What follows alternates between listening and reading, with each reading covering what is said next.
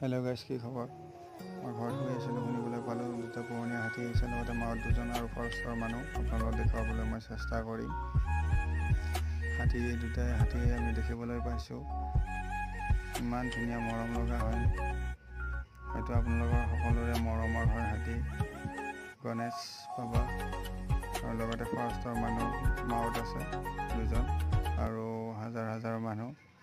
আৰু এতিয়া গৈ আছে বনৰীয়া হাতীটোৰ ওচৰলৈ। আমাৰ ইয়াতে আহিছিলে আজি 4-5 দিনা হৈ গ'ল। সেইজন হাতীক নিবলৈ আহিলে ফৰেষ্টৰ মানুহ আৰু হাতী দুজন। গতিকে এতিয়া মই গৈ আছোঁ তালৈকে, দেখাবলৈ চেষ্টা কৰিম, আপোনালোকক দেখাবলৈ মই চেষ্টা কৰিম।